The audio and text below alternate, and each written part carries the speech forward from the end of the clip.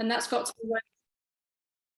to be worked out. So you have to process that through your system. So after a stressful event, you may shake, you may get a bit agitated as you process that remaining stress hormone in your system, and then regulation happens. So that is a natural cycle that is really, its purpose is to keep us safe, is to keep us away from danger.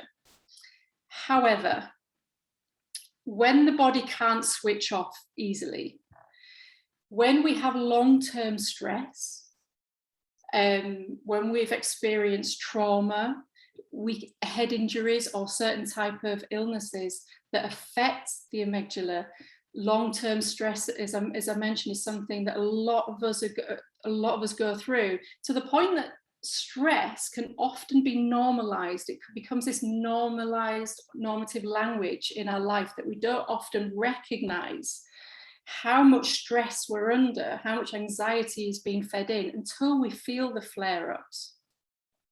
But over time, our amygdala, they swell, they enlarge, and they get bigger, and they find it very difficult to switch off. So it's constantly telling our body to release the stress hormones. So we've always got stress, cortisol and adrenaline flowing around our system. So we're hyper alert, we're hyper vigilant, we become hypersensitive because we're aware that we have more triggers. Everything becomes in some way a threat. Our resilience becomes lower, we become more exhausted. And what happens over time is emotionally and emotionally, and our mental health can really suffer. Our immunity can suffer. We can lose sleep, become develop insomnia. It can affect our eating. We stop really self-care in a lot of ways. We can develop things like migraines, ulcers, IBS, and those kind of medical problems that create more, if you like, more stress in our life. So I'll explain in a little while why this whole chilling out thing doesn't work, and I'll explain why we can't just switch off. And if you think you've got two nervous systems, you've got your sympathetic nervous system, which is your activated one, which is the one that you're in during the day when you're doing things. It activates within stress. Then you've got the parasympathetic nervous system, which is the calmer nervous system. It's the one where we feel okay and we feel safe. Our environment feels safe enough for us to be able to relax and almost be vulnerable in that environment. But it's very hard to feel that when our bodies are so activated. So when you can understand, and again through the course we'll talk a little bit more about this, understanding that your system just can't switch off when you're exposed to long-term stress and anxiety. It's really frustrating. I know I get frustrated at the end of the day when everyone else in the family can just sit down and watch TV, and I'm like that. I'm nowhere near it. I can't transition from active to just literally sitting down and watching TV. My body will not allow that to happen. It's almost quite painful to do that. I'm very, very restless. And I know the difference between my ADHD restlessness, and I know the difference between my anxiety when I'm activated restlessness. So learning about myself became really powerful in being able to take the next steps of, which we'll talk about, of acceptance, and then finding out what I needed to do, which was, and when we share the strategies, the 10 strategies, they're really easy and accessible to use, and we can teach them to anybody. But those are the strategies that I use and I still use to this day. Do you want to go on to the next slide, Katie?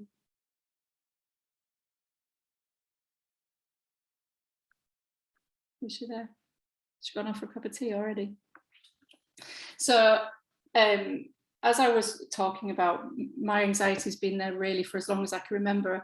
I would have known it as social anxiety now as a child, but growing up, there was no awareness, there was no real nurturing, soothing and support that I experienced. So what I did was I learned to mask it.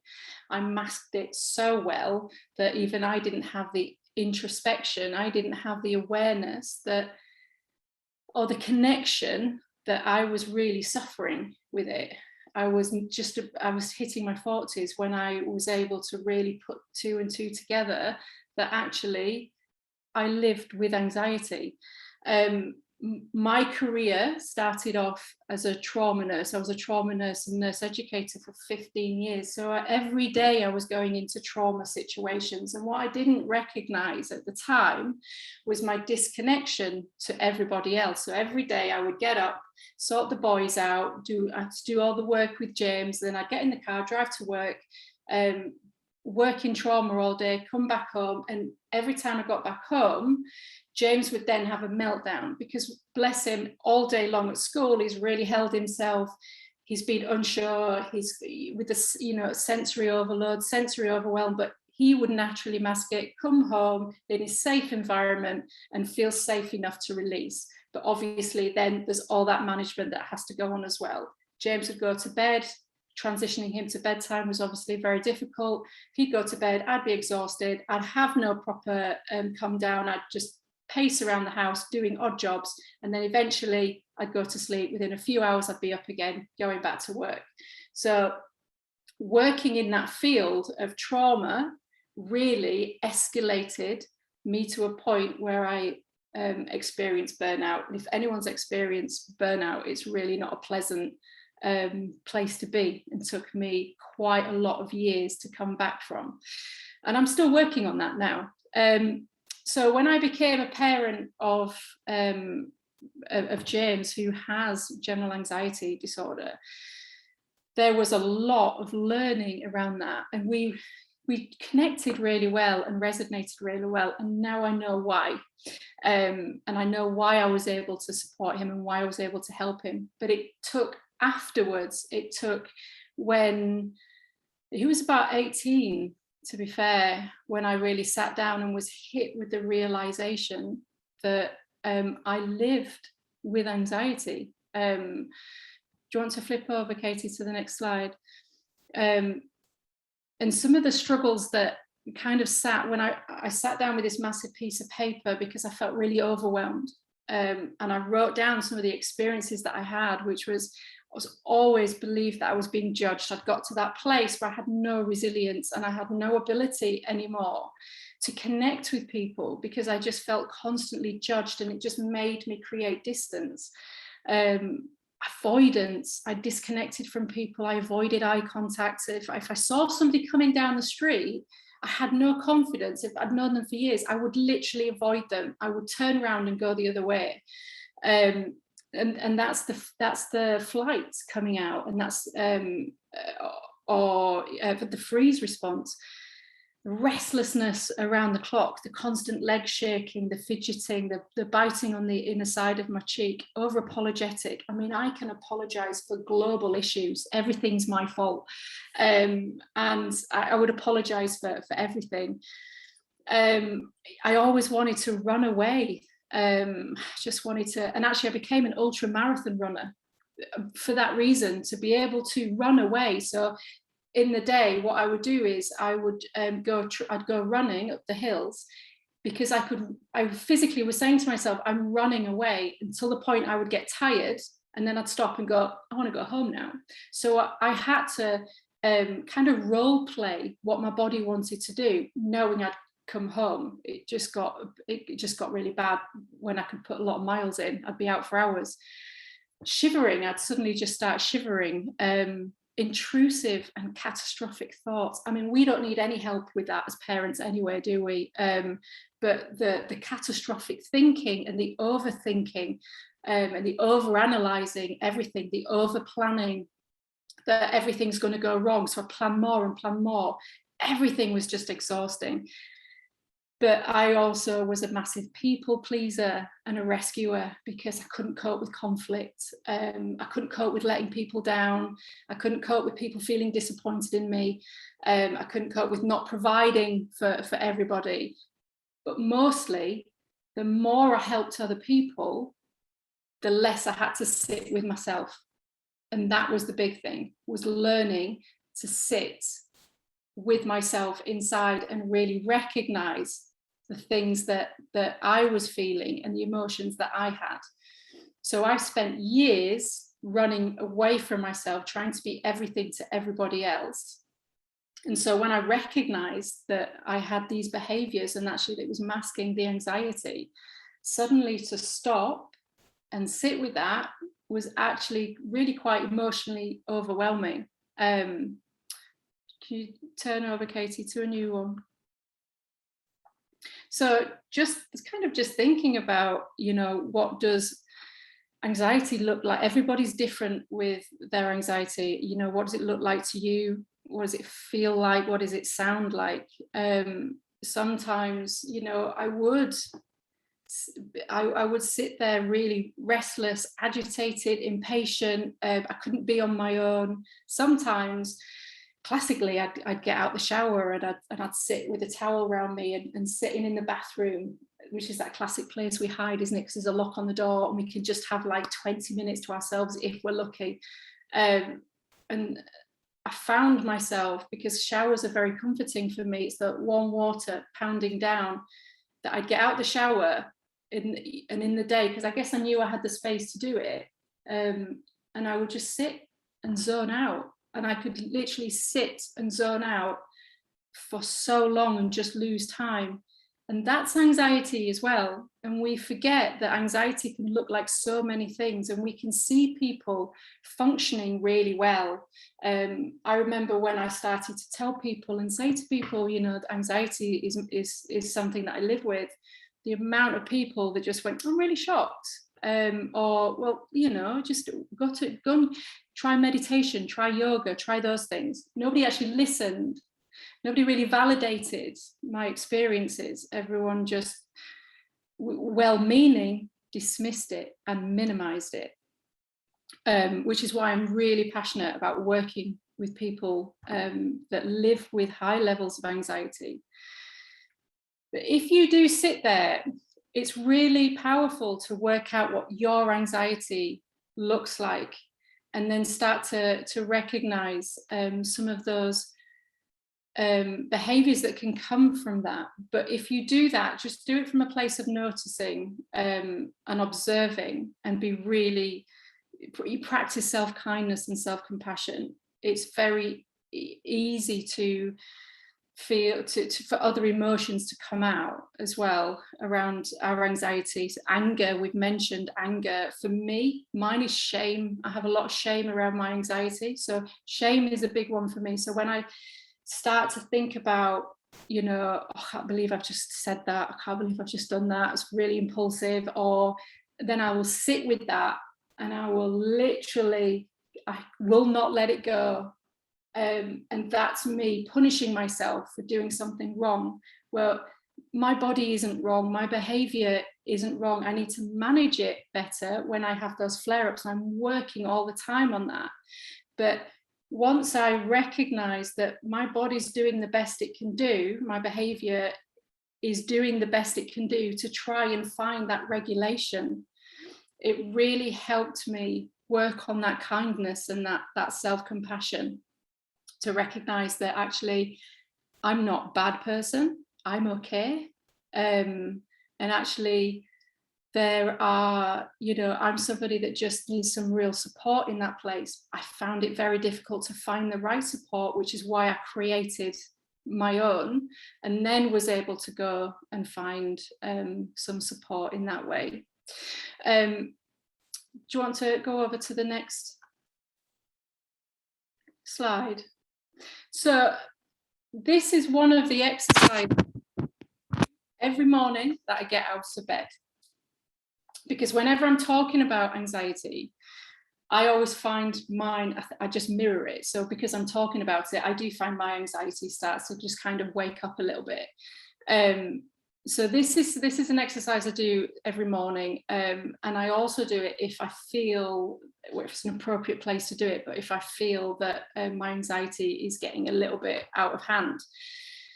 So I just put my feet flat on the floor, and then just wherever I'm sitting or standing. And sometimes if I'm feeling anxious, or I'm feeling dizzy, or feeling a little bit overwhelmed, then I'll just go and stand against the wall, because your balance organ, when it feels your spine supported in your feet, it helps the balance organ in your inner ear stabilize. So it's a really, so if you're sitting down, it doesn't matter, but as long as you can feel that support, it's really, really powerful. And then if you just take a gentle breath in, don't force it, don't try to do it a certain way, and then you exhale, you breathe out. If you relax your lower jaw and then just relax your tongue down, and then just drop your shoulders. We carry so much stress in our jaw and in our shoulders. I mean, often by the end of the day, my shoulders are an extension of my ears rather than an extension of my neck. So one of the things that I try to do whenever I can think about it is to drop my shoulders. The tension across my back can create a lot of shoulder pain and also a lot of headaches down there. So just sitting down, and it's these techniques that we'll share with you, you will already know them, but we can sometimes forget that simple and basic is actually all we need. I don't know if any of you are like me in any way, that this overthinking and overanalyzing, if something is too easy, it's not going to work. But our bodies are, they know how to balance if we give the right resources to create the balance. And that's the work we're going to do in the course. The more resources, or the more resourced we are, the less overwhelmed we can be. Now, the difficult thing for us is that we have maintaining causes of stress. So we've always got some stress coming in, we can't not. So it's really important, which is why these 10 these 10 strategies are designed the way they are, because they can be used anywhere. Nobody will even know you're using them. So you can in meetings, in preparation, if you're out shopping, wherever you feel that overwhelm or wherever you need to, these first aid strategies are going to be there for you to be able to pull out, and no one's going to know you're using them. Do you want to turn over? This is one that I use quite a lot, which is just taking that pause. Now, this whole thing about pausing, and this, I remember when I first started really sharing my feelings with people, which was quite massive for me to be able to say that I live with anxiety, that I'm really anxious, because I would feel out of control. It's, anxiety attacks are really not pleasant to be in. But I eventually started to ask people for help and get that support.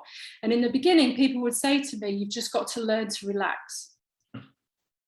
All solved, all done then.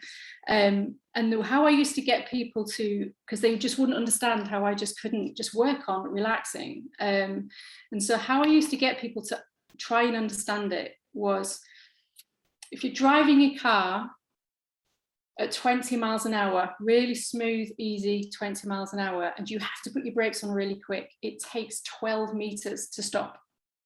If you're driving your car at 70 miles an hour and you have to put your brakes on, it takes 96 meters to stop.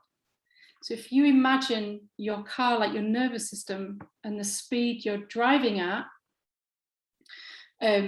you can't just stop.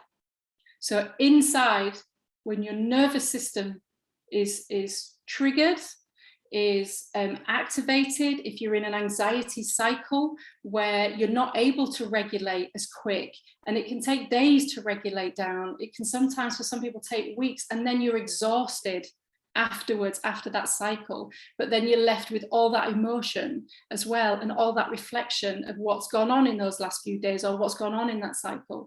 When you're sitting with all that, but in your nervous system is firing off at 70, 80, 90 miles an hour, you can't just stop.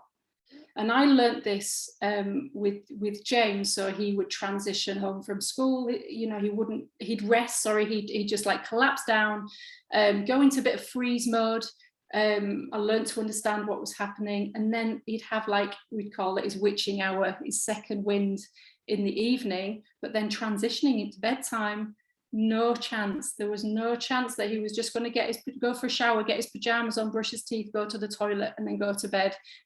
That was never, ever going to happen. So learning how to work with his nervous system, so understanding what was going on, helped me intercept that and slowly start to bring him down to make transitioning to bed easier. So when people say, just relax, you've got to learn to just relax, or you just go and enjoy that yoga session, and you're sitting in that yoga session going, it's just, I can't, and you're restless and you're fidgeting and you can't switch off. What it does is it just contributes to us feeling really bad about that. But honestly, when you learn what's happening in your system, that you can't just switch it off, there's much more self-compassion and kindness in knowing that, because you can apply the right resources. And as I say, we'll share a lot with you, rather than feeling more and more frustrated. Do you want to? Thank you. Yeah, do you want to switch over? So once I recognized all this, I'm very good at sitting and reading, researching, watching all the million TED Talks you can possibly watch, reading everything that's out there, possibly by anyone writing anything about anxiety. What I tend to do is become very intellectual over it. And then I apply the awareness, and then it tends to sink in. Now, I've learned how to do that. The bridge of that for me was learning acceptance, and that was a really hard thing for me. So when I talk about acceptance, accepting a situation, for me, in my experience, is I remove the emotions and I see the situation as it is at that point. Doesn't mean I want it, doesn't mean I need it, doesn't mean I'm colluding with it, I'm enabling it, I'm giving up to it, and it certainly doesn't mean I cannot change it. But what it means is I see the situation as it is, and what it tends to do is take me out of panic and put me more in I tend to be able to take more control at that point and see the situation for what it is, and then I can resource that situation and work my way through it. So when I know acceptance is a very big thing to talk about. And when at the time when my therapist was like, right, you need to learn acceptance, I could have almost shouted at him. It was like, I don't want to learn to accept this because I don't want this to be okay. But actually, that's not what acceptance is. And once I learned that I can still change it, and it's actually a very active, proactive skill to have and to apply, it became very powerful. And I apply that to a lot of situations that I'm in where I'm not feeling that great in now. I did learn a lot about self-compassion. I'm very good at beating myself up, and I see a lot of that with the clients that I work with as well. And we've just briefly touched on guilt, shame. A lot of these things are given to us, and we're influenced by our external experiences and people within our circle and the people that have been with us throughout our lives. So we learn to attach certain emotions to something like anxiety. So combating that was a very big thing, and that's where self-compassion, and Tony's going to talk about that because it is so powerful, but it's very, very difficult. Definitely something that needs to be practiced for many of us. And ultimately, I started to talk about my feelings. That's a big place of where I started, because I became so disconnected from people and friends and family, and because I felt really ashamed. I didn't want to talk about it because I didn't like how I was feeling, and I felt that I was I couldn't get any better, and I was actually getting worse. So learning to talk about that, which is why I created Let's Talk Anxiety UK, and I have a Facebook page on there, and I just put, you know, I share thoughts and stories and little videos on there about just about being real and being authentic and being genuine. And actually it's really powerful, and learning to be vulnerable is really strong, and it shows a lot of courage to do that. And then we will talk in the course as well about boundaries, which is something that my anxiety, probably sounds a bit of a weird thing to say, but something that my anxiety eroded.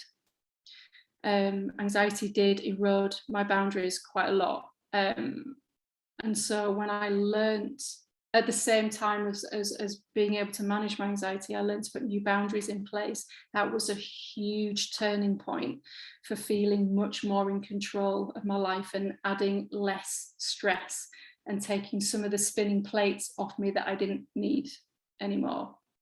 Okay, Katie. I'm aware of time, and obviously I've got to kind of speed through it so we don't overrun. So the toolkit is going to be delivered over 5 weeks. It will be delivered by Tony and myself, and supported by Katie. We're going to start it in January, and it will be 2 hours a week. We have a workbook that will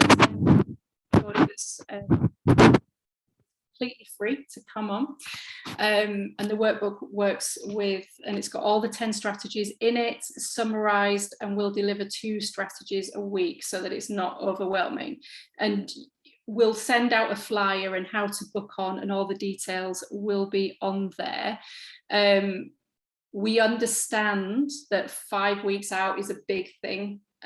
So we will be recording the sessions, and those people that are signed up will get the recorded sessions. So even if you've been on, it would be really good for you to receive the recordings, and then you can go over it again.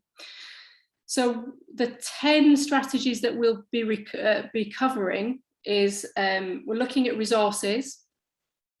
As I mentioned, the more resourced you are, the less overwhelmed we can be. But actually everything, it's such an, it's kind of real gold is this one. And it's the place I always start. First session with anybody, I'm always looking at what resources they have and building on that. So explaining how that works, explaining how that can change the nervous system by doing that and reduce the stress and overload. So that's a really great one to start with. We're going to do some breath work, because again, breath work really reduces that nervous system down. So it takes us from sympathetic to parasympathetic, and allows us to transition between the two very quickly. So we'll be working on breath work as well. Looking at how to make your world bigger. Now it's a bit of a weird title, and it probably won't be called this when we do it, but it is about taking ourselves out of isolation. It's very easy, for example, over the years of living with anxiety, I felt that my walls were getting closer and closer, my edges were getting closer and closer, and times where I would maybe push out a little bit to come out of my comfort zone almost hurt. And it was extremely stressful to do that. So then I'd bring my walls in that little bit more. So we're going to look at how to actually make our world that bit bigger, but in a comfortable way that works for us. We're going to look at reframing, and Tony, who's done NLP, will be able to really talk us through this. And this allowing us to change how we perceive something. So we attach meaning to a situation, and we attach meaning to anything that we're in. But if we can learn to see it from a different perspective, and that's not to deny us, or you know, it's not validating how we feel about a situation, but if we can look at it from another way, we can sit there and go, oh, okay, it can also mean this. And actually, again, that in itself will change the physiology of our nervous system and bring us down. And these are the things that we can just do in our mind at that time. Learning about our triggers, again, is something that is really really powerful, because then when we know about our triggers in great detail, we can kind of become friends with them. Again, that's not about enabling them, and that's not about saying it's okay, I'm okay with this. But what it does is allow us to intercept those triggers earlier. And for example, if you know you're going to go into a situation that might trigger you, you can bring in resources, breath work, you can look at reframe. So if you know in advance what those triggers are, you know them well enough, you can start to resource them. And therefore, over time, you're actually changing how you feel about them. We talk about breaking state, and we know about breaking state, so a distraction, but actually how we can bring that in, and talking a bit more about that. Finding calm in the chaos. That's a really great module to talk about, because we live in a chaotic minds, we live in a chaotic community, chaotic society at the moment. And then we have a chaotic home life as well, often. So we have to be able to find some calmness in there in order to be able to keep resourcing ourselves. We talk a little bit about Let's Talk Anxiety, so how we can talk to people and how we can open up, and the power of that dialogue, and also how we can talk to our friends and explain to them what we need. I don't want anyone to rescue me. I don't want anyone to, come at me with loads of points of advice or feel that they have to provide the answer. I want them to listen. I want them to believe and validate me. And if I need some signposting or I need some support, I'll ask for that. So it's kind of supporting others to support us as well. We talked about gut health. We actually have a nervous system called the enteric nervous system, which is about the size of a cat's brain that sits in our guts. And that has a lot to do with our mental and emotional health. And you can do research on that now. It's amazing what you can change by changing your gut health. But we will talk about that as well. And mindful bedtime. For those of us that do live with anxiety, bedtime is not an easy time, especially if we're on our own. If we're on our own and going to bed and suddenly we have stopped and the lights are off and all we're left with is what's going on up here and what's going on inside, that in itself can be a really, level 3 to level 10 of anxiety. And as we know, sleep is a place of healing. It's a place of rest and recharging, but it is also extremely elusive, and seems that not many of us are blessed with that ability in this lifetime. So we'll be looking at mindful bedtime. So Pippa, I think I've just about managed it in that time. Thank you so much, Karen. Thank you so much. You've done amazing. And thank you for being so vulnerable, so eloquent, so honest and raw. Yes. There is so much in the chat of people saying how useful they have found what you've been saying, and so appreciative. So thank you, Karen. And people are booking on already. Brilliant. I want to see you all there. So we'd like to just give you all 5 minutes break from the screen now. So, and then when we come back, we're going straight into a session with Tony. So if you go and get yourself a drink, go to the toilet, walk around, it's 20:37 now, so we will start at 8:45, Tony, will actually be starting. So take 5 minutes, everyone, and see you then.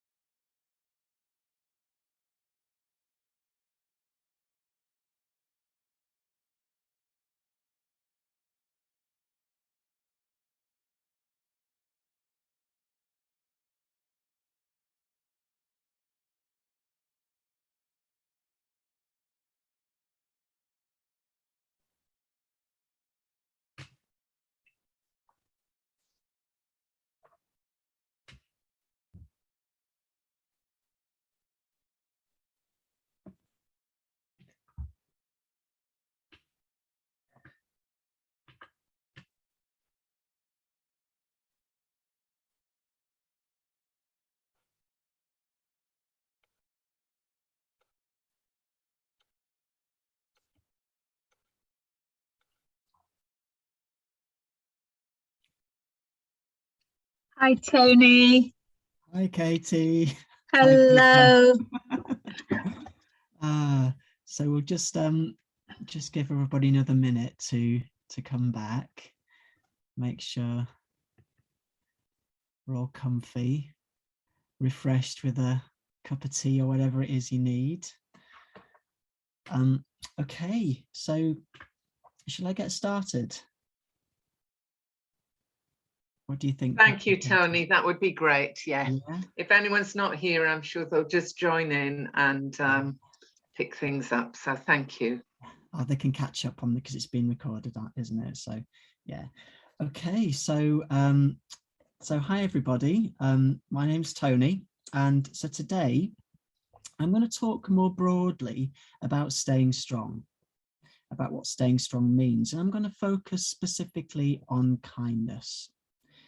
I'm going to suggest in my presentation today that practicing kindness, and particularly kindness towards ourselves, is one of the most important things that we can do, particularly when we're trying to understand ourselves better, to learn new things, or to change our behaviour. So all of the things that are involved in the toolkit, really. So in a way, this presentation is about getting us prepared to use the toolkit.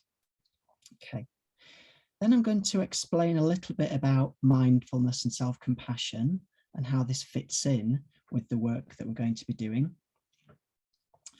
and how mindfulness and self-compassion are all really about practicing kindness. I'll be sharing with you some simple ways to practice both mindfulness and self-compassion, ways that you can then take away with you and start using. Because there's a lot of evidence to show that these practices help us to deal more effectively with change, with everyday life really, but particularly with dealing with change more effectively, and mainly through cultivating kindness on purpose. And at the end, I'm going to talk about some free taster sessions that you might be interested in as well, in addition to the anxiety toolkit workshops that we're going to be delivering. Okay, so to start off with, I'm going to guide you all through a very simple and short mindfulness exercise called a grounding meditation. Okay, so I'm going to be talking you through this. And what I'm going to do is invite you to bring specific qualities to this exercise, to what we're going to be doing. The first quality is patience.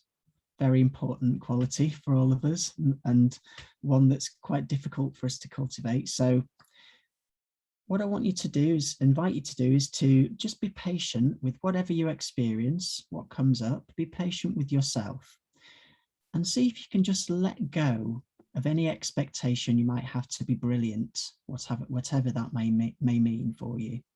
Okay, patience. The second is acceptance. So Karen talked a bit about that earlier. So it's a crucial quality in mindfulness and self-compassion.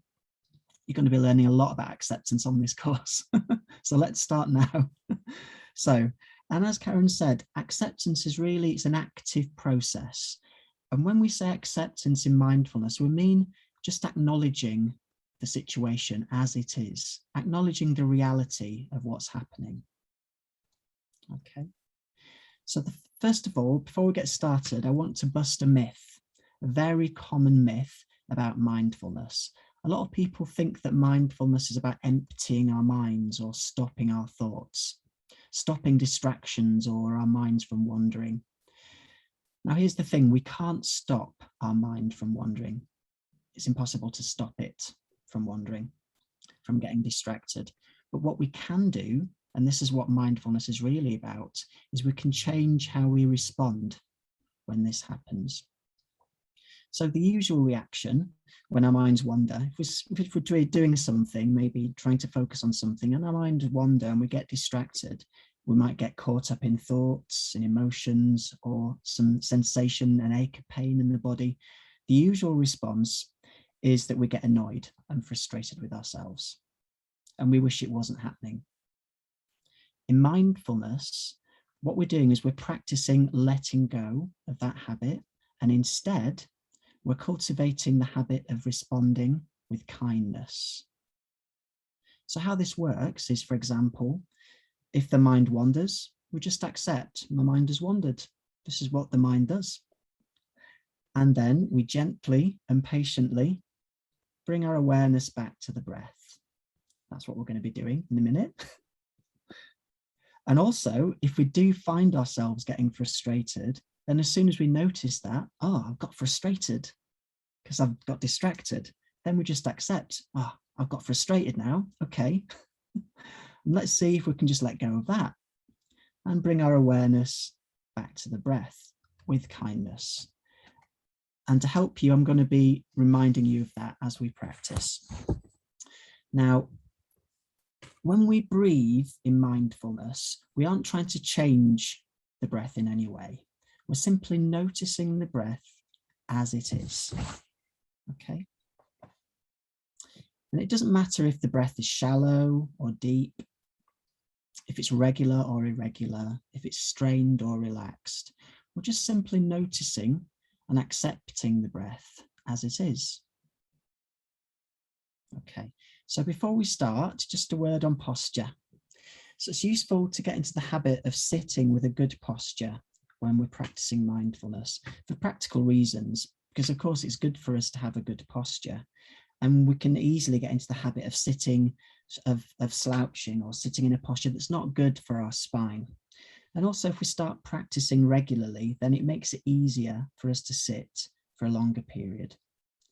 Okay, so some tips on posture. What's useful is to sit kind of in the middle of the chair if you can. If you can't, that's fine, just sit where you are. But see if you can balance yourself on your sit bones. And a good test of that is if you can kind of stick your bum out and then bring your bum in and see if you go to the edge of the, however much you can stick your bum out, and then find the middle part in the middle. And you might feel your bones if you're in a hard chair, feel the bones at the top of your leg and your pelvis. And you just want to settle on that. Move around a little bit till you find a comfortable spot. Okay, now to help to lengthen our spine, imagine that the crown of your head, so this bit here in between where the hair parts at the top of the head, the crown, imagine that's pointing towards the ceiling. And you might find your chin just starting to tuck in a little bit, lengthening the spine. And now just notice the tongue in the mouth and just allowing the tongue to rest behind the upper teeth and on the roof of the mouth. And noticing if the teeth are clenched, and if they are, then just allowing them to open slightly, softening the jaw. And you can either close your eyes if that's comfortable, or you can just leave them open and just soften your gaze if you prefer that.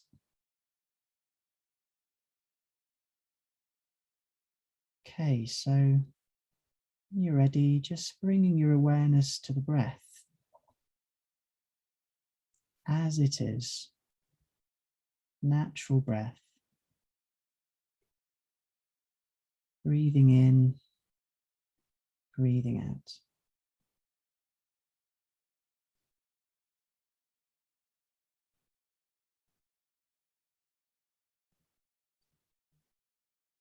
No need to change the breath in any way, just being aware.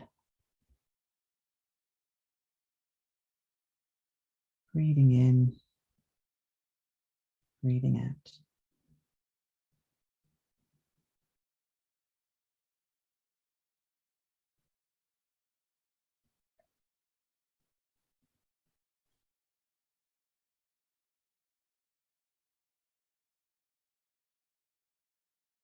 And just noticing where your awareness is now. If your mind has wandered, just accepting. My mind has wandered.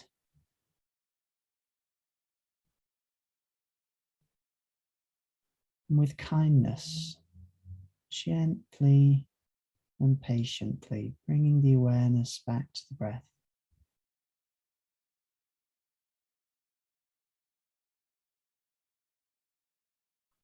Breathing in, breathing out.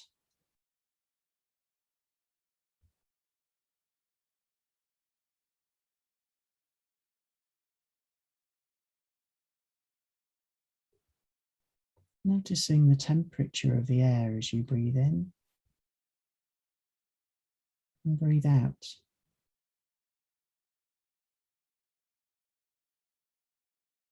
Maybe a slight difference in temperature with each in-breath and out-breath.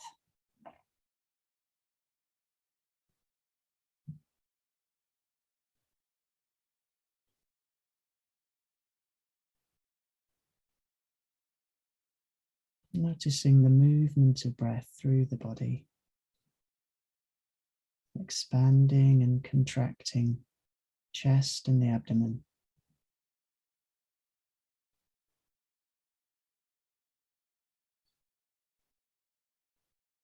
Breathing in, breathing out.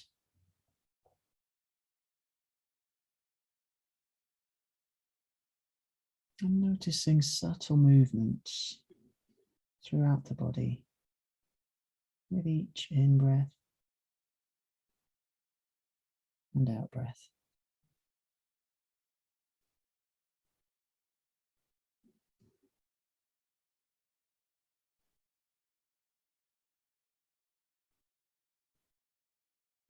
Now becoming aware of the point of contact between the feet and the floor.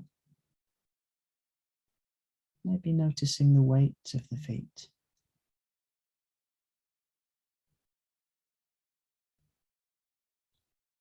The thighs and the buttocks resting on the seat.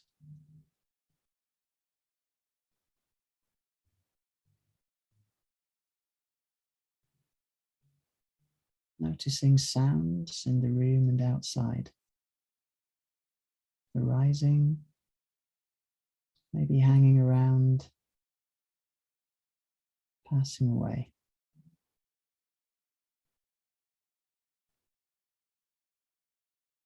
Breathing in, breathing out.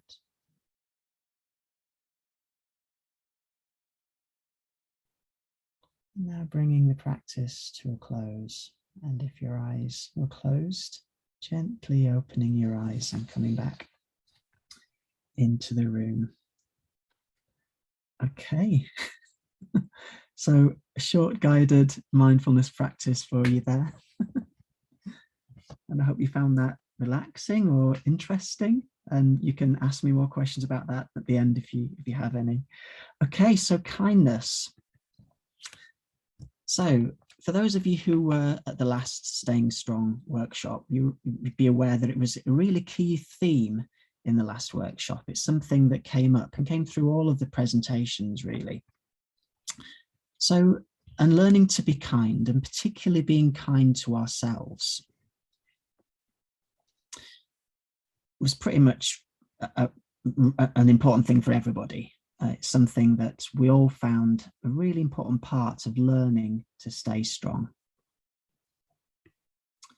And also, of course, being kind to other people and how that's important for building the kind of society that we want, for building community, making community more cohesive and supportive for us all, really. So I think we can agree that being kind is a good thing. So why isn't there more of it? Why aren't we more able to be kind to ourselves more of the time? And what can we do about it? What can we do to change that? So one very common barrier, one thing that gets in the way of being kind to ourselves, is self-talk. So how do we treat ourselves when we fail? When we make a mistake? When we feel like we've done something wrong? Or we feel like we failed? And what kind of things do we say to ourselves? So just take a moment to recollect maybe a time recently when you made a mistake, something went wrong, and you felt like you failed. So just think about what kind of words you would use. What's going on inside your head? And how do you say it? What's the tone of voice that you're using? And maybe think about any gestures that you're demonstrating to yourself, maybe how you're sat, how you're stood in that situation. The research into self-compassion shows that one of the main reasons for us not being kind to ourselves is that we believe we need to be critical towards ourselves to motivate ourselves to do things and to make changes. We believe there's a very strong belief in the need to be critical. But here's the thing. Why is it so different when other people are suffering? Because we also believe, of course, that we should be kind to other people when they're suffering. So how does this make sense? Because as a result, most people find that we treat ourselves with much less kindness than we treat other people. And the second reason has been found, which goes along with the first, is that most of us are stuck in habits of being cruel to ourselves when we make mistakes and when we fail. It's almost like the internal critic has gone out of control, and it will jump on any single opportunity to beat ourselves up, which of course ties in very strongly with anxiety. So, and as a result, what happens is that most of us are caught up in self-sabotaging behaviours. And the phrase, "I'm my own worst enemy," often springs to mind. I'm sure that most of us can relate to that, being my own worst enemy. Okay, so I've got a short video to share with you now about self-compassion and to explore what this means for us, what these behaviours of being cruel mean for actually getting on and making changes to how we live our lives. So I'll stop that. And it's a short part of a longer video. Okay. Exactly what the research shows. People with high self-compassion also have high personal standards. They just don't beat themselves up when they fall short. And they're more likely to persist through challenges because they aren't afraid of failing. Another way to look at this is to think about a favorite mentor or coach or supervisor you've had. This person probably had high expectations for you and could give you pretty direct feedback about what you needed to do better. But you probably also felt and heard from them a sincere interest in your well-being. So you wanted to be your best for them because there was this underlying feeling of care and concern that was really motivating. Contrast that with a boss, and maybe you've had one of these, who is just harsh and critical. People might respond to those hostile tactics in the short term, probably out of fear, but there will be serious consequences for morale and retention, and in the long term, lower success, lower productivity. So self-compassion does not undermine motivation or a person's drive to be better. Okay, one more important misconception to take care of. Some people wonder if self-compassion could be selfish or maybe even narcissistic. No. First of all, let's be sure not to confuse self-compassion with self-esteem. Self-esteem is an evaluation of self-worth, and it relies on a comparison of ourselves relative to other people. And that can get kind of hairy for reasons that Kristen Neff described in her TED Talk, which if you haven't watched yet, definitely go back and do that. Self-compassion isn't an evaluation at all. It's just a way of relating to ourselves with kindness. And it doesn't require any comparisons. It's understanding that we're all human, we're all imperfect, and that I, as a human, being just like everyone else, am just as deserving of the same love and acceptance as any other human. One of the things that can be so beneficial about these practices, especially when we work on this consistently over time, is a kind of softening of this sharp boundary between self and others. We start to see that wall of separateness kind of dissolve to where we naturally respond with compassion to wherever we see a need, whether the need is in ourselves or in others. So living that way is definitely not selfish or narcissistic. And the last thing I'd point out about that is that, especially if you've been someone who's been neglecting compassion toward yourself, all the good benefits that come from doing this will put you in a healthier position to help the people around you, that your self-compassion can actually clear the way for you to have more presence and clarity and emotional resources to benefit the people you interact with. So self-compassion is good for you, and it's also good for everyone else around you. Okay, so he was just going to say peace there. Making the peace sign. So self-compassion is good for you, and it's also good for everyone around you. So particularly useful for those of us who are involved in trying to change society for the better, trying to make the world a better place for the people that we love, people that we care about, who are getting a rough deal. Okay. And we all know that people with learning disabilities are the people in society probably getting the worst deal of all, and have been for a long time. So I'm just going to spend a few minutes saying a little bit about compassion and about mindfulness. There's been a lot of research recently into the power of self-compassion, and there's lots of videos that I can share with you. But I want to take a bit of time to explore what this means. What does compassion mean? And what's it made up of? So first of all, let's look at compassion. The original meaning of the word compassion is to suffer with. So if we're with a friend who's suffering, then being compassionate towards that person involves at least 3 ingredients.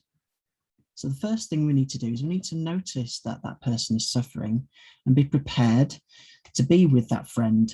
So we listen to them and we accept what they're saying.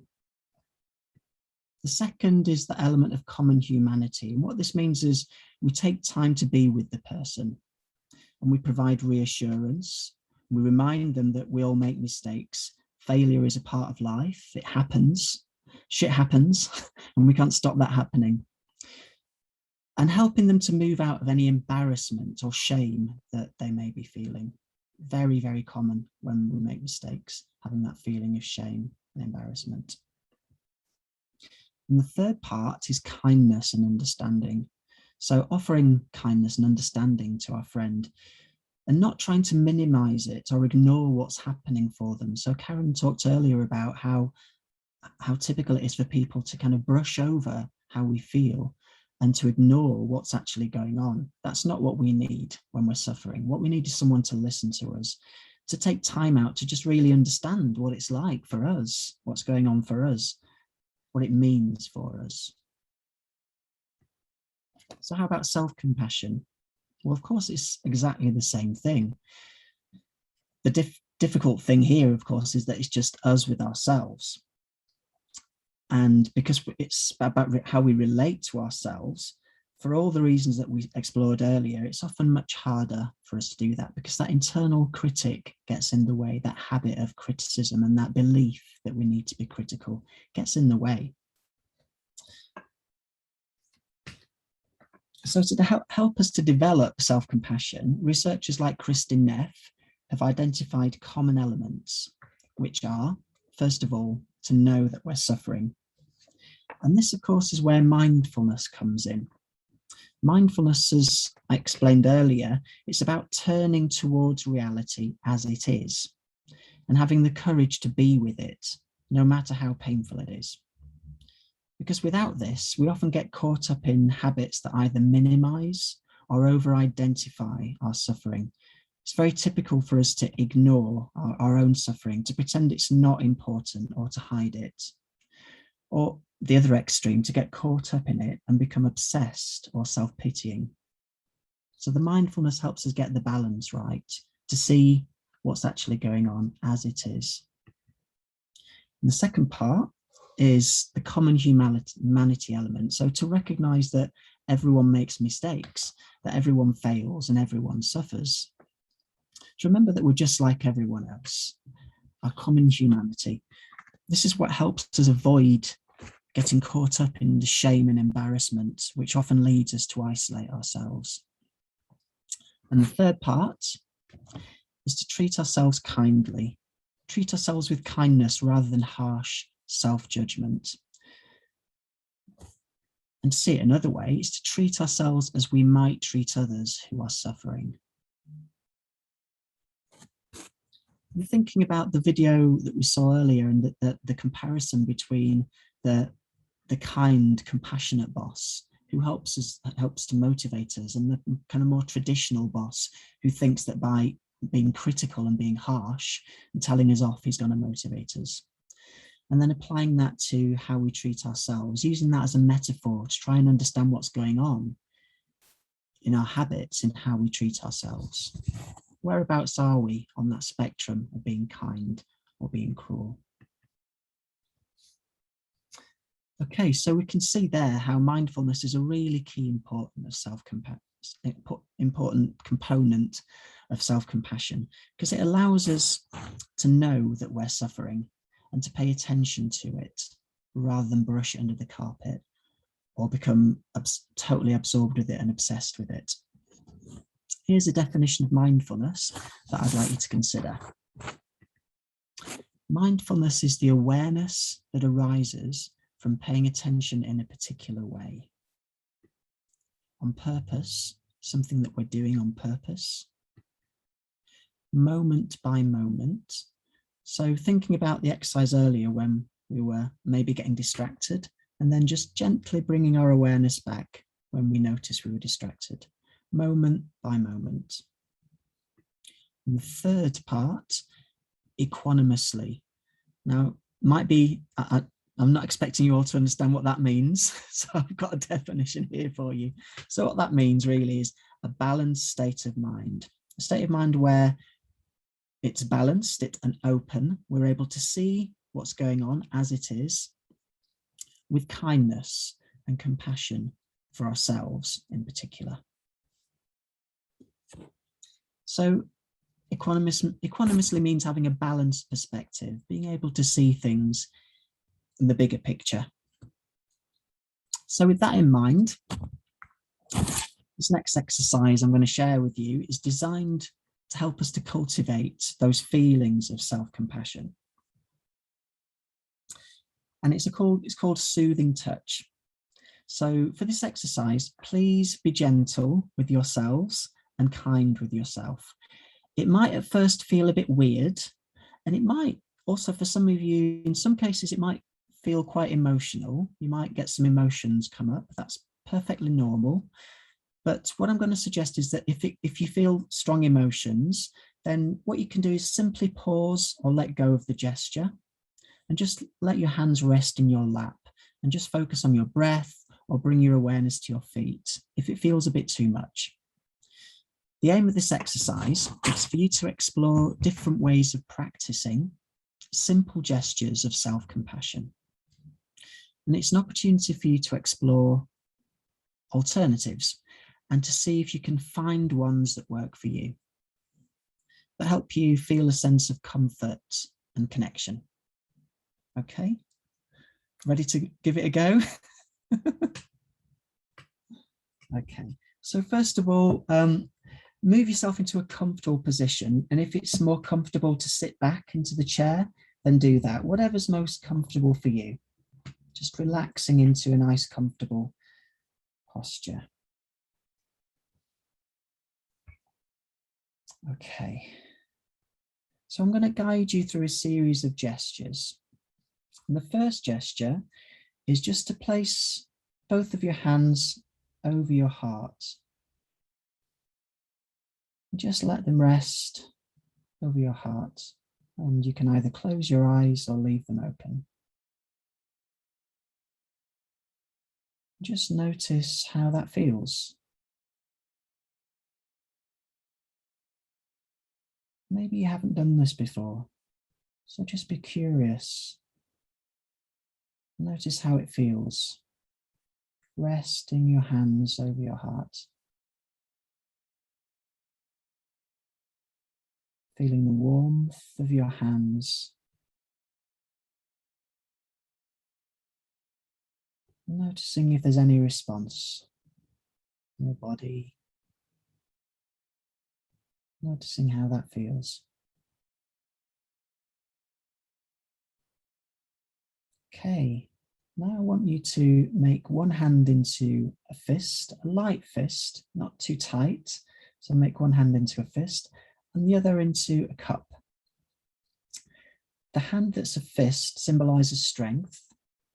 And I want you to just place this over your heart And the other hand symbolizes, the cup symbolizes protection. And just gently placing the hand symbolizing protection over the fist. And gently holding the fist, and maybe noticing as you hold the fist starts to relax a little bit and soften. And again, just noticing how this feels.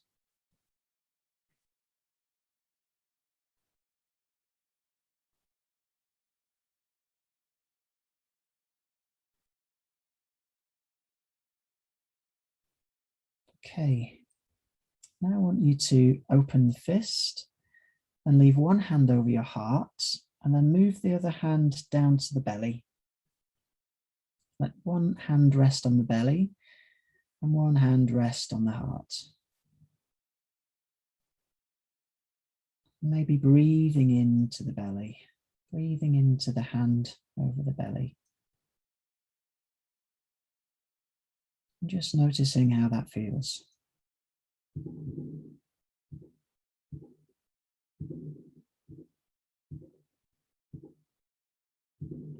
And now moving both hands to the belly, resting both hands over the belly, either one over the other, or stretching out to cover the belly.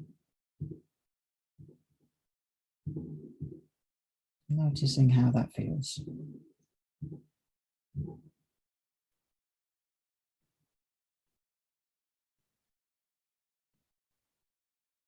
And now placing one hand on your cheek, leaving one hand on the belly, placing one hand on the cheek. Feeling the connection between the hand and the cheek, the hand and the belly.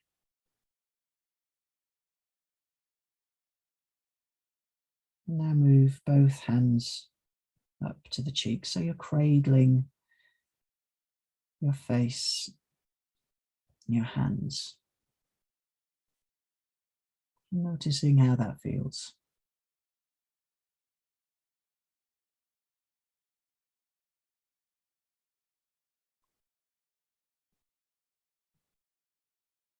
And now just gently stroking the tops of your arms from the shoulders to your elbows, gently stroking.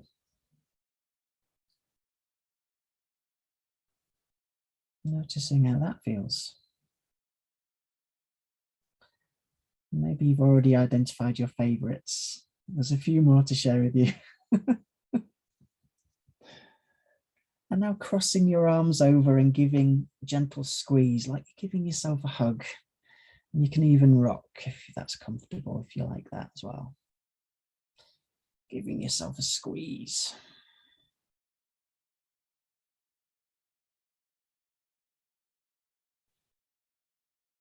And now gently stroking your chest, either back and forth or in small circles.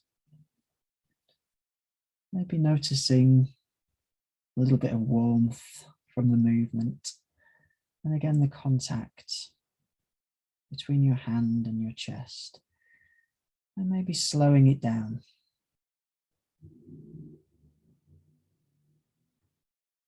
And now just resting your hands, cupping your hands in your lap.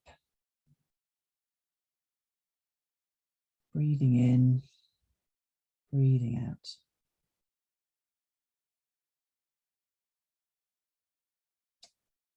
Okay. So, a few gestures there. And the idea is that hopefully you'll find one that brings you a sense of comfort and connection. And this is something that you can just use whenever you feel like you're just a little bit, things are just a little bit too much. You're starting to feel tearful. Just giving yourself a simple gesture of comfort and compassion. It can help remind us of the importance of being kind to ourselves, as well as helping us just feel a little bit of comfort in a very simple way. Okay, so I'll let you comment later if I have enough time, because we are running out of time.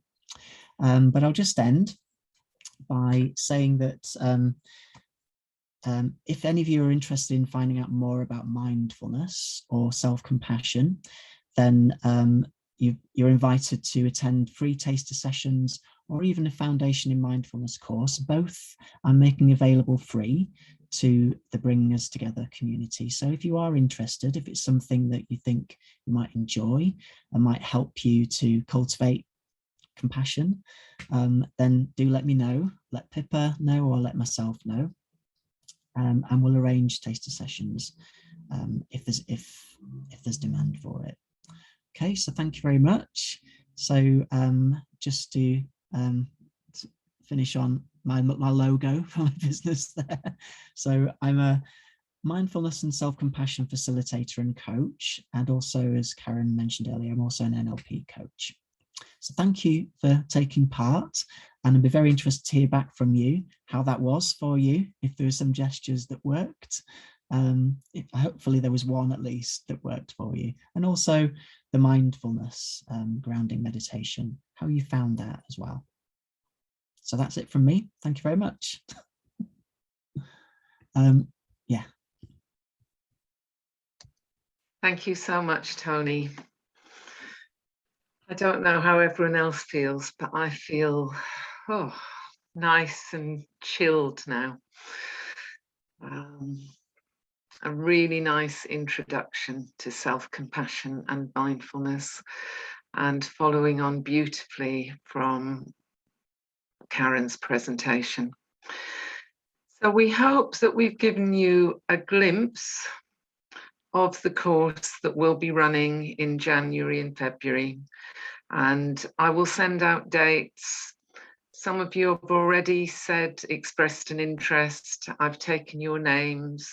I will also send out an email tomorrow giving both Karen and Tony's emails, so that if any of you have any questions or comments you'd like to run by them, you'll be able to do that, because we're going to run out of time very, very soon. We've got 10 minutes.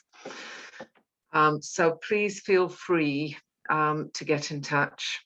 I can see that there's lots of chats, lots of comments in the chat, Tony. So we will save the chat, and we'll pick up names of people who want to do either the anxiety course or are interested in one of Tony's free taster sessions. We will be in touch with you about that.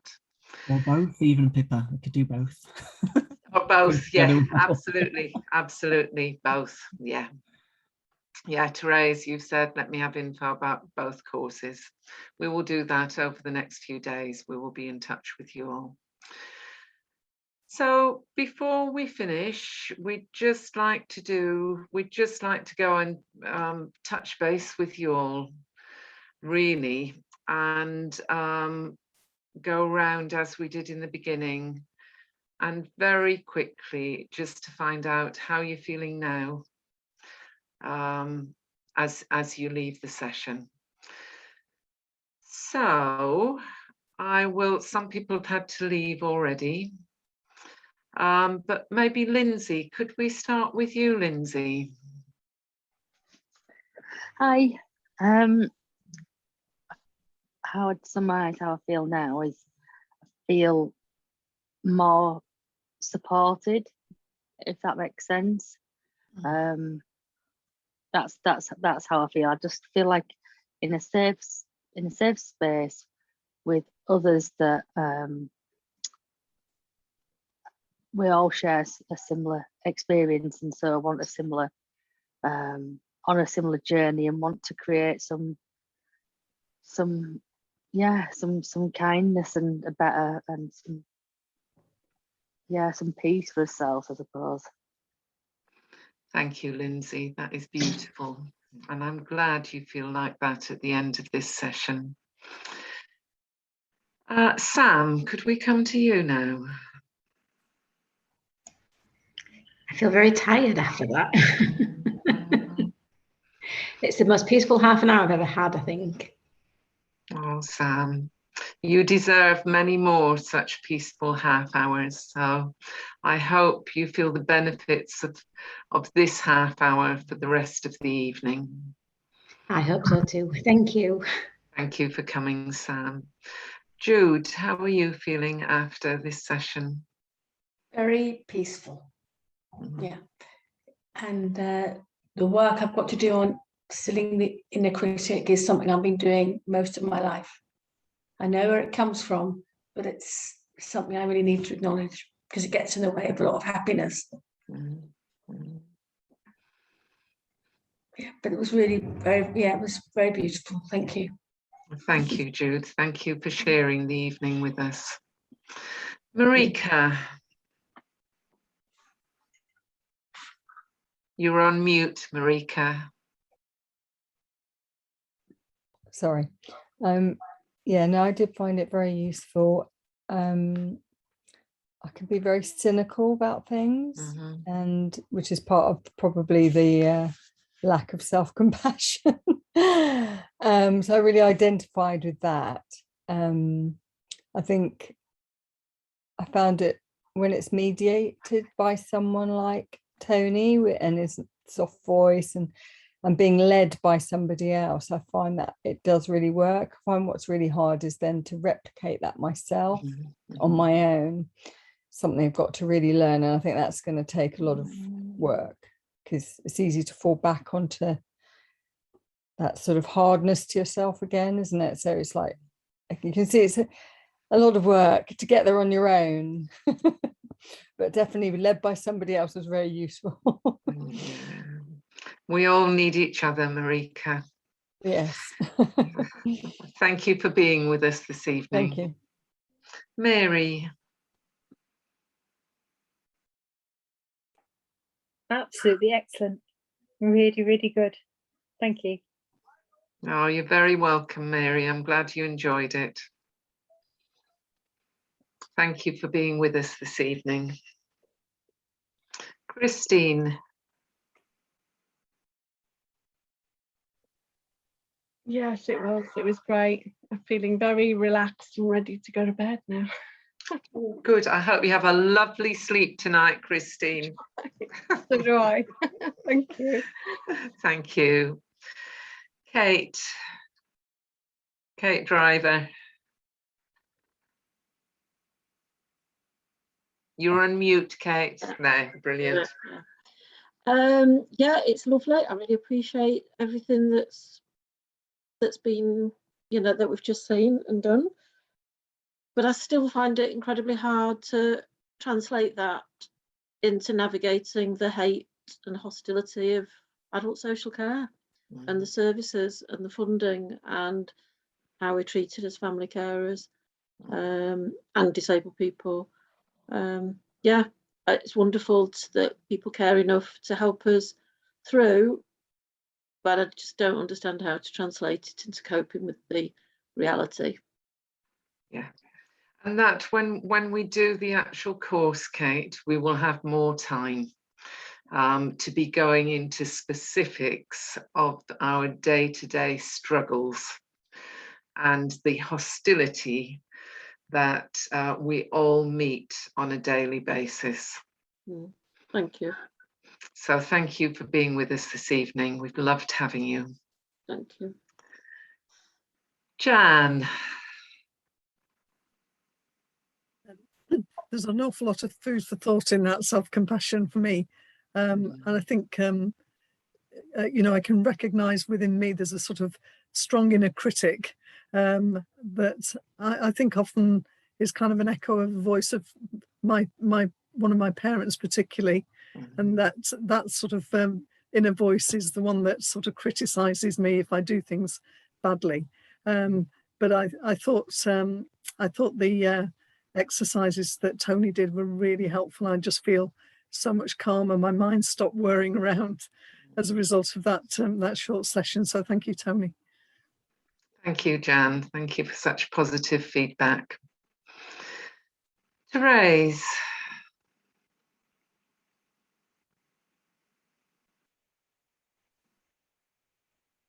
Yes, I think echoing what Janet just said, both Karen and Tony have given us a lot of food for thought, a lot of ideas there and strategies that we can explore. And Marika said it as well, you know, it's easier when someone is guiding you through, you know, it's a lot easier. Yes, there's a lot of negativity out there, but I suppose my little inner brain is saying, I have to be strong, you know, I have, like we all are saying, we have to be strong because we're carers. But if we don't look after ourselves, we can't look after the people that we're caring for. So it's that kind of, that pressure, isn't it, that we put ourselves under. But thank you, Karen and Tony. Thank you very much. Lovely. And thank you, Therese. You know, for putting it on. It's great. Thank you very much. Well, thanks for being with us, Therese. It's lovely to see you again. Thank you. Liz.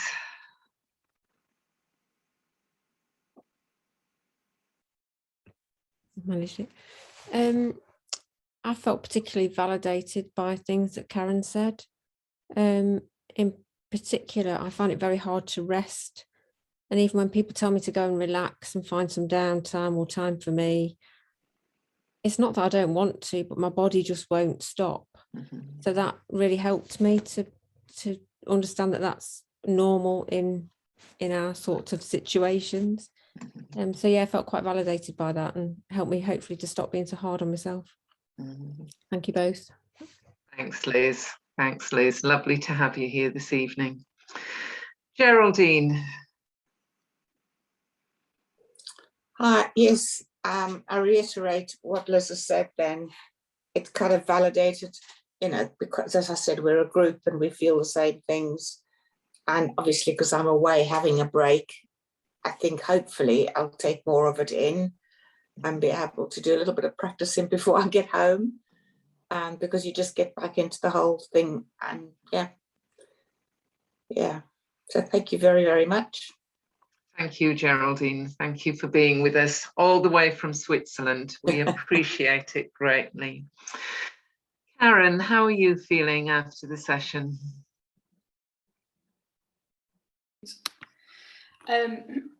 Yeah, I'm feeling really awake inside and really connected, and I'm looking forward to taking some of the experiences shared, especially in the beginning on introductions as well, where Tony and I can infuse that into the course that we put on. So it is really for me emotional and moving to keep remembering that there are people I can connect to, people that I can, you know, relate to as well, and that I'm not on my own, because we can feel quite isolated sometimes. So coming together and having these experiences does, and the word is validate.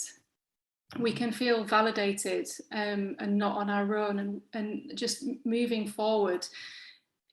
Anxiety needs to be talked about more, and I'm really looking forward to meeting everybody again in January, and just really looking at how we can help, and and finding that reconnection again. So it's been amazing to meet you all, and I can't wait to meet you all again. Thank you, Karen.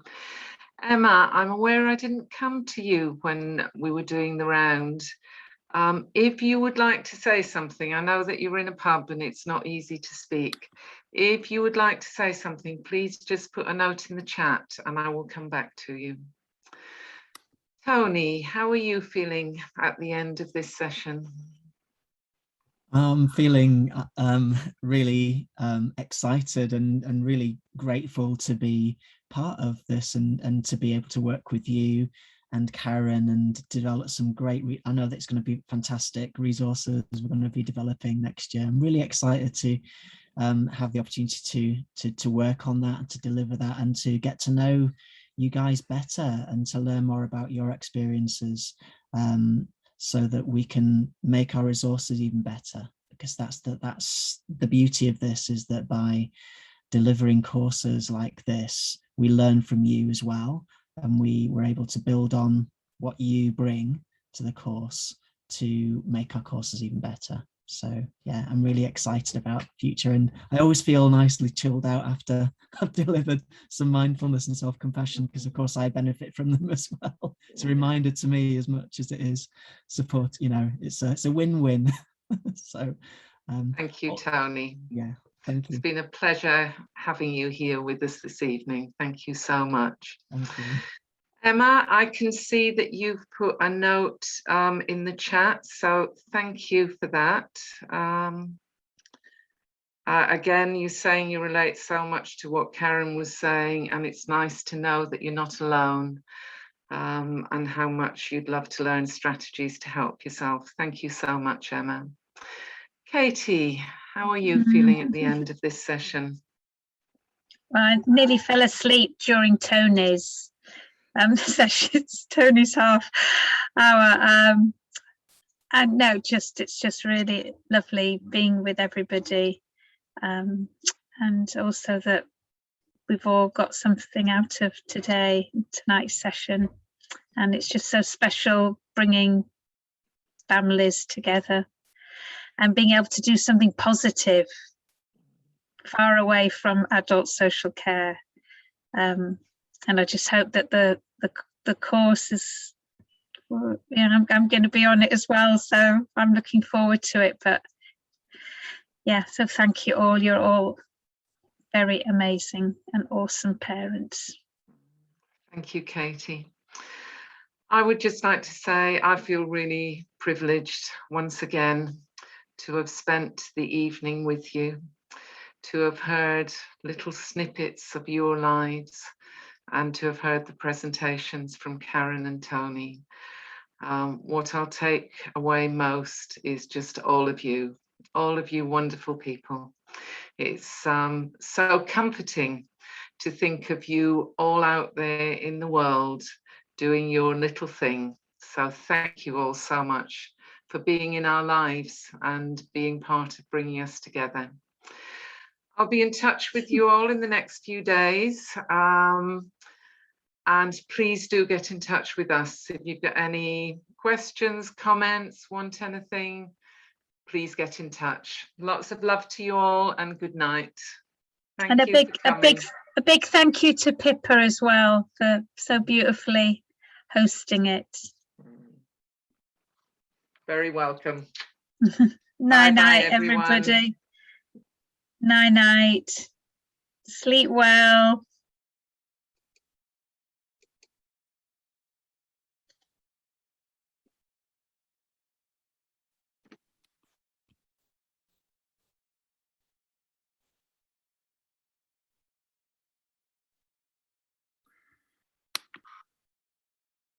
Are you struggling to get out, Christine?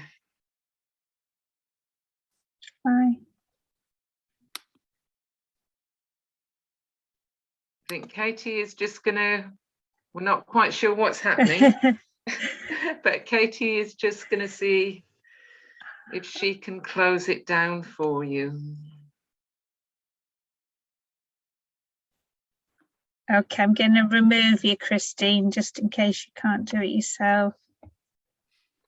But we're not booting you out, Christine. We will be in touch. And thank you for being. Okay. Oh. Well done, guys. Wow. Wow. Oh, I have to say, I loved your presentation, Karen, and I was so I particularly loved what I loved about it was how I recognized myself so much in what you're saying, so much in all the kind of how we mask it and how we develop strategies to just deal with it in a way that just coping strategies, but it doesn't really get to the root of the problem. And yeah, I recognize so much of that in what led me to having my burning out as well a few years ago. So yeah. And as you said, being, you know, learning to talk about emotions and learning and then and what you said about boundaries, I was like, oh my God, that's exactly what happened to me. I realized that I just had developed these really just lack of boundaries. Yeah, so Yeah, I call them baggy boundaries. I developed really baggy boundaries, and that's a coin now that a lot of my clients use. They love that. Yeah, I tried to get through as much as I could, and I was aware that, you know, I might be activating some people. So it was really good. It worked out perfect that you came in afterwards. I think absolutely perfect. So I could do that, and then you could just bring them down. Bring it down. I'm just going to stop the recording and then we Yeah. can.